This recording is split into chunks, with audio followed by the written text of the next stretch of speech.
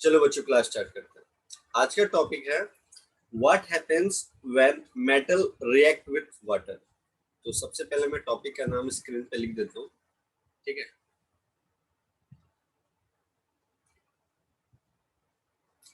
What happens when metal react with water, ठीक है। तो हम लोग किसका हेल्प लेंगे? हम लोग हेल्प लेंगे रिएक्टिविटी सीरीज का, ठीक है।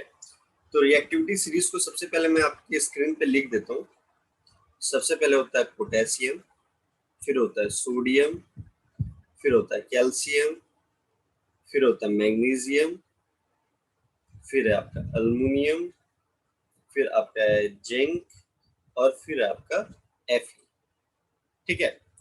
ये सभी जो है वो किसी ना किसी वाटर, जैसे हॉट वाटर हो, स्टीम हो या कोल्ड वाटर हो, रिएक्ट करते ही करते हैं, ठीक है। अब Fe के नीचे जो आता है वो मैं यहाँ पे लिख रहा हूँ, दैट इज Pb। Pb को बोलते हैं लीड, फिर hydrogen, copper, silver, gold and platinum, ठीक है। ये जो है ये किसके नीचे आता है? Fe के नीचे, मतलब आयरन के नीचे आता है ये। और ये काफी ज्यादा लेस रिएक्टिव होते हैं। तो मतलब तुम डायरेक्टली तुम बोल सकते हो कि do not react with water under any condition, under any condition, आप ये बोल सकते हो उसके लिए, ठीक है। तो हम लोगों ने क्या देखा? अभी हम लोग ने ये देखा कि सर ये जो potassium, sodium, calcium, magnesium, aluminium, zinc, iron, ये जो आपने लिखा है ये किसी न किसी रूप के वाटर से रिएक्ट करेगा ही करेगा। जैसे मान लो कभी कोल्ड से भी कर जाएगा। अभी हम देखेंगे बारी बारी से कौन सा कोल्ड से करता है, कौन सा हॉट वाटर से करता है, कौन सा स्टीम से करता है, वो बारी बारी से हम लोग देखेंगे, ठीक है। बट आप लोग को दिमाग में ये रखना है कि आयरन के नीचे आता है क्या? आपका लीड है, हाइड्रोजन है, कॉपर है, सिल्वर है, फिर आपका गोल्ड है, फिर आपका प्लेटिनम है। ये किसी भी हालत में वाटर के साथ रिएक्ट नहीं करता है, ठीक है। हर्षिता समझ में आया यहाँ तक? ठीक है, यस सर। चलिए अब हम लोग स्टार्ट करते हैं पोटासियम से। तो ये जो पोटासियम है और सोडियम है, सबसे पहले हम इस दोनों को देखते हैं। तो आइए चलिए देखते हैं पोटासियम एंड सोडियम। एक्चुअली ये दोनों जो है ना मोस्ट रिएक्टिव होते हैं। क्या होते हैं ये दोनों? मोस्ट रिएक्टिव, क्योंकि रिएक्टिविटी सीरीज के एकदम टॉप पोजीशन पे है ये, तो इसको बोलते हैं हम लोग मोस्ट रिएक्टिव, मोस्ट रिएक्टिव, ठीक है। तो मोस्ट रिएक्टिव होने के कारण ये कोल्ड वाटर से भी रिएक्ट कर जाता है। किससे रिएक्ट कर जाते हैं? कोल्ड वाटर से भी रिएक्ट कर जाता है।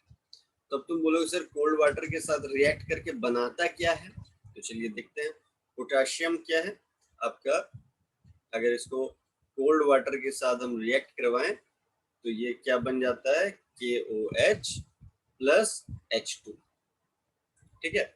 और ये सोडियम को अगर हम रिएक्ट कराएं वाटर के साथ तो Na प्लस H2O, और ये क्या देता है हमें? NOH प्लस H2, ठीक है।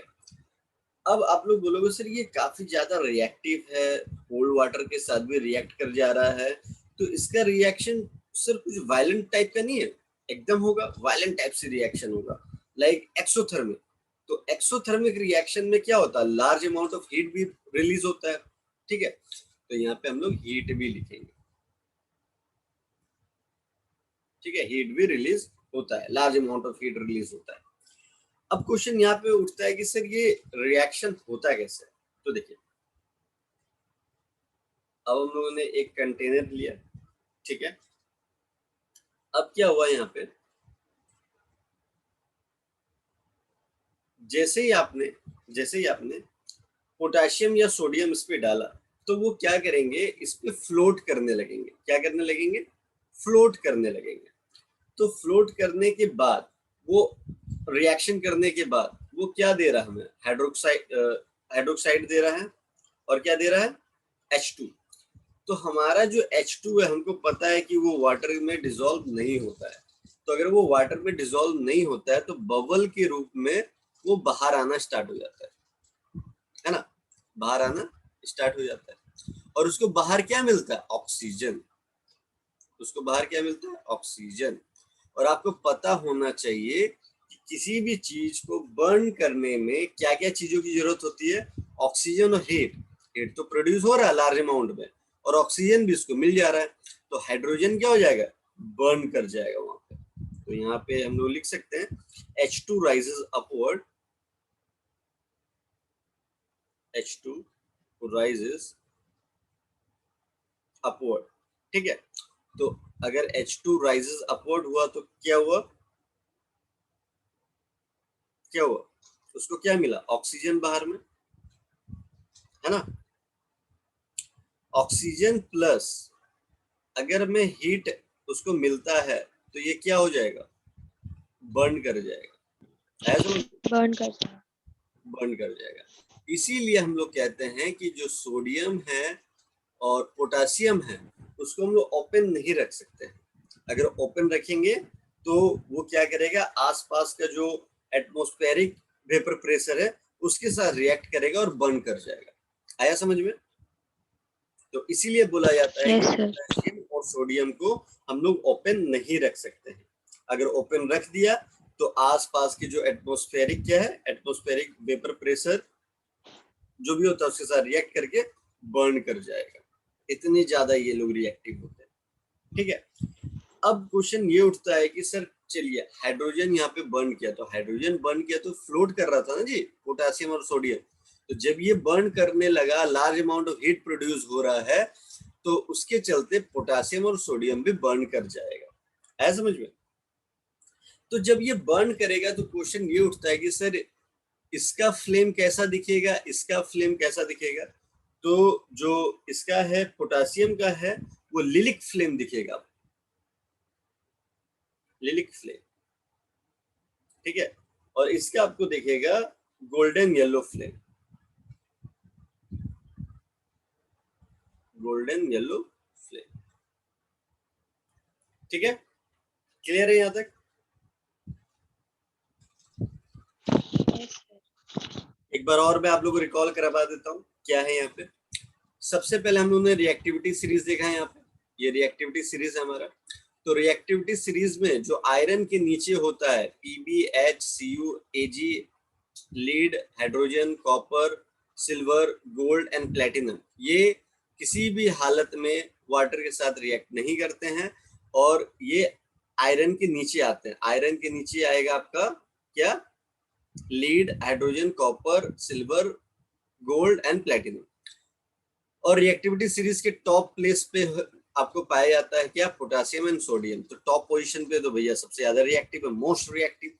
और ये इतने रिएक्टिव होते हैं, ये इतने रिएक्टिव होते हैं कि ये कोल्ड वाटर के साथ भी रिएक्ट कर जाते हैं। तो कोल्ड वाटर के साथ रिएक्ट करते हैं तो क्या बनाते हैं? तो सोडियम प्लस H2O क्या देंगे? NOHH2। ठीक है, और ये देगा पोटेशियम के साथ कराएंगे KOH प्लस H2। और ये इतना इसका रिएक्शन वायलेंट होता है, एक्सोथर्मिक होता है, तो ये लार्ज अमाउंट ऑफ हीट भी प्रोड्यूस करते हैं, जिसके कारण ये हीट यहाँ से मिल रहा है। ठीक है, अब हमको पता है कि H2 गैस कभी भी वाटर के साथ रिएक्ट नहीं करता है, तो बबल के रूप में ऊपर आना स्टार्ट हो जाएगा।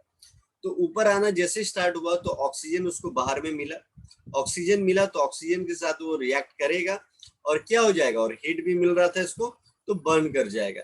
H2 अगर बर्न किया तो इसके सरफेस पे आपका पोटेशियम एंड सोडियम भी था, तो वो भी उसके कारण बर्न कर जाएगा। इसीलिए हम लोग कहते हैं कि इसको ओपन नहीं रख सकते। अगर ओपन रखा तो आसपास का जो एटमॉस्फेरिक वेपर प्रेशर है उसके साथ ये रिएक्ट करेगा और बर्न कर जाएगा। तो अब तुम बोलोगे फिर तो सर रखेंगे किस में? तो इसको केरोसिन ऑयल के अंदर केरोसिन ऑयल। करेंगे, है ना। चलिए, इसके बाद फिर रिएक्टिविटी सीरीज हम लोग चेकआउट करते हैं। ये तो हम लोग को अच्छे से समझ में आ गया। कोई डाउट से कोई दिक्कत है हर्षिता बताइए। कनिष्क आप बताइए, कोई doubt? No sir. No sir. Okay, चलिए इसके बाद क्लियर सर। हम लोगों ने देख लिया पोटेशियम, देख लिया सोडियम, देख लिया। अब हम लोग देखने जा रहे हैं कैल्शियम को। ठीक है, तो ये कैल्शियम देखते हैं।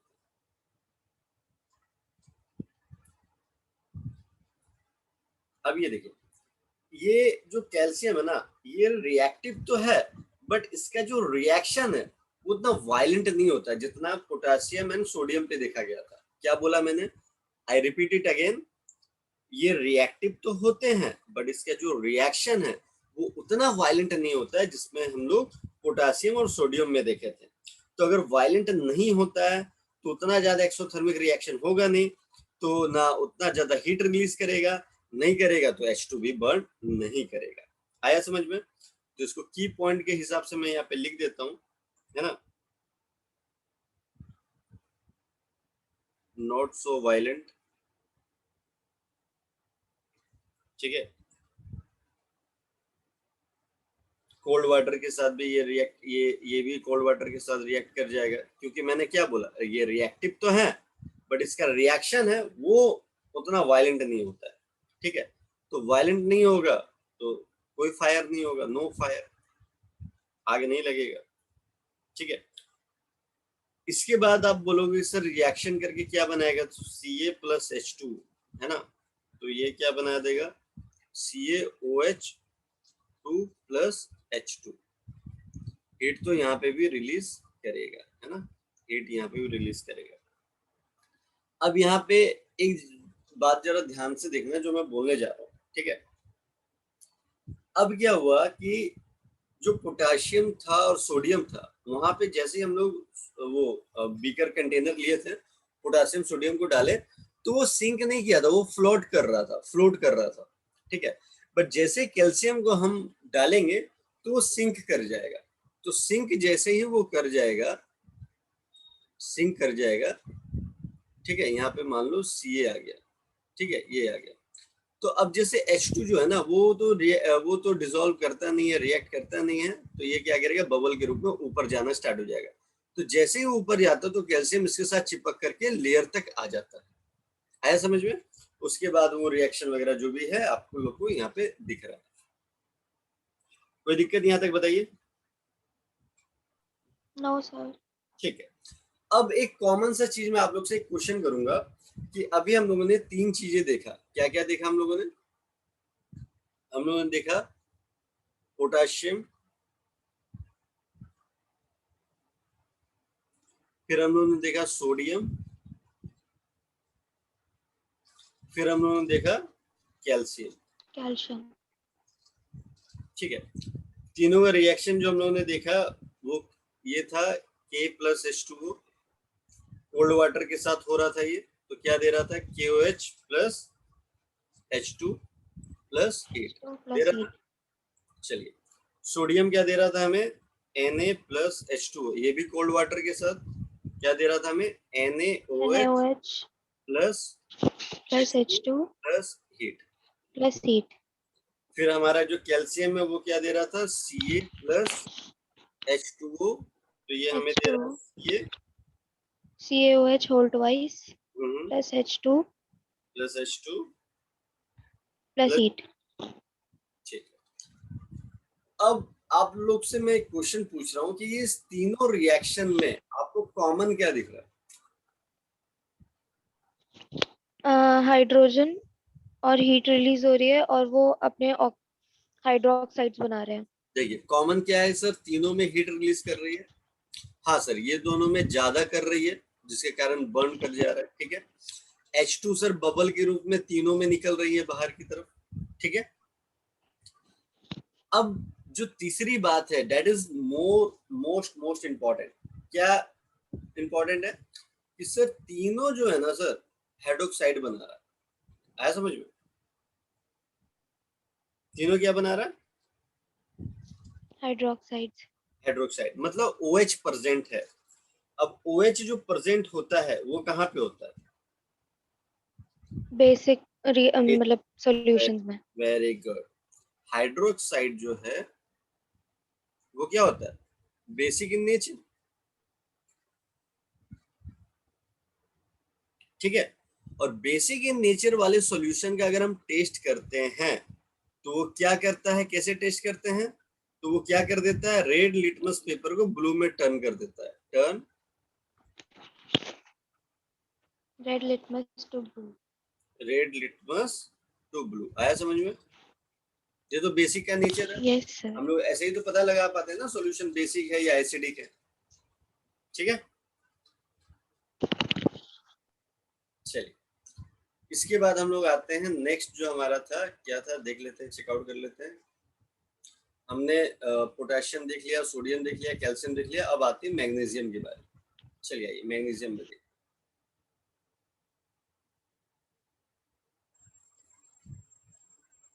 मैग्नीशियम,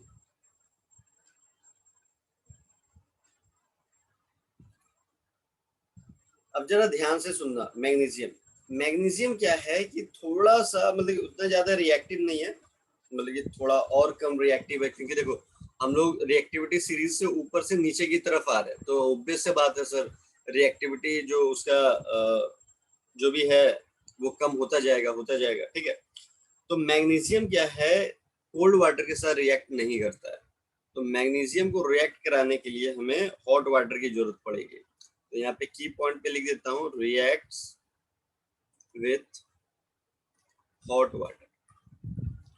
हॉट वाटर के साथ ये रिएक्ट करता है और क्या बनाता है, Mg प्लस H2O, ये बनाएगा आपका Mg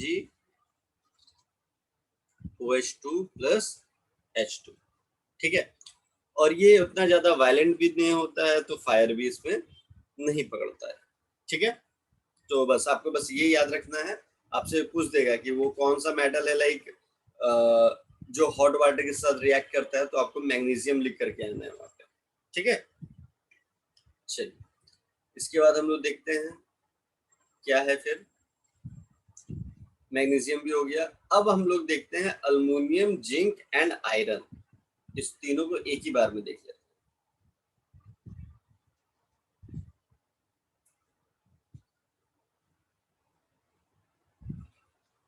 aluminium, zinc and iron, तो ऑब्वियस है बात है, फिर से मैं वही बात बोलूंगा कि हम लोग रिएक्टिविटी सीरीज से नीचे की तरफ आ रहे हैं, तो लेस रिएक्टिव होगा। ठीक है, अब जरा ध्यान से सुनना, पहला तीन जो था पोटासियम, सोडियम एंड कैल्शियम, वो रिएक्ट कर रहा था कोल्ड वाटर के साथ। ठीक है, मैग्नीशियम जो रिएक्ट कर रहा था हॉट वाटर के साथ, बट इसकी रिएक्टिविटी और इतनी नीचे हम आ रहे हैं कि यहाँ पे हमको स्टीम की जरूरत पड़ेगी रिएक्ट कराने के लिए, लेस रिएक्टिव, पहला की पॉइंट। दूसरा, reacts with steam, react with steam, steam की जरूरत पड़ेगी। ठीक है, और इसमें एक खास बात क्या है कि वो चारों जो था, ऊपर से भी हम चार जो देखे थे, पोटेशियम, सोडियम, कैल्शियम, मैग्नीशियम, ये सब क्या बना रहा था, हाइड्रोक्साइड। ठीक है, बट अब अल्युमिनियम, जिंक एंड आयरन ये फॉर्म करेगा ऑक्साइड। क्या लिखोगे, फॉर्म ऑक्साइड, ऑक्साइड फॉर्म करेगा। तो चलिए आइए देखते हैं कैसे करेगा। Al प्लस H2O, तो क्या बनाएगा, Al2O3 प्लस H2। फिर क्या है आपका Zn प्लस H2O, तो ये क्या बनाएगा, ZnO प्लस H2। ठीक है, फिर ये Fe प्लस H2O, तो ये क्या बनाएगा, Fe3O4 प्लस H2।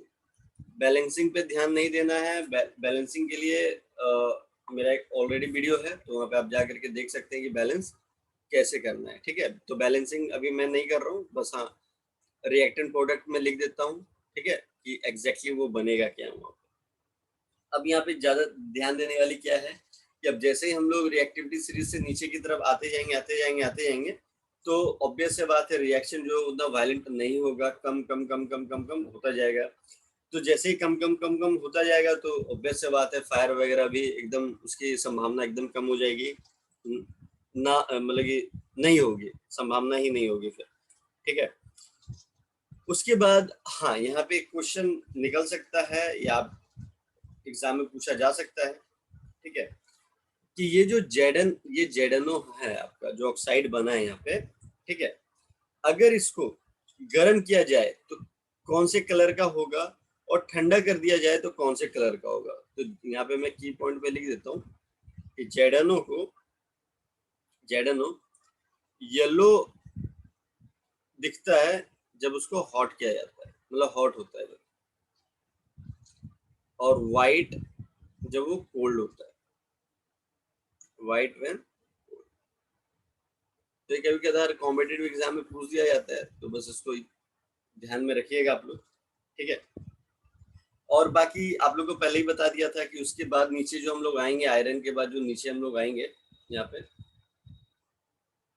आयरन के नीचे आपका lead, hydrogen, copper, silver, gold and platinum react करता ही नहीं है किसी भी कंडीशन में, चाहे वो वाटर को आप गर्म कर दो, स्टीम दे दो, कोल्ड कर दो, ठीक है, तो कोई दिक्कत वाली बात इसमें नहीं है। तो आई होप आप लोग को ये रिएक्टिविटी सीरीज अच्छे से समझ में आया होगा, ठीक है। इसके बाद हम लोग जो नेक्स्ट वीडियो जो आएगी उसमें होगा what happens when metal react with acids, ठीक है। तो वो हम लोग देखेंगे नेक्स्ट क्लास में, न्यू कॉन्सेप्ट न्यू ट्रिक के साथ। तो till then bye bye, take care.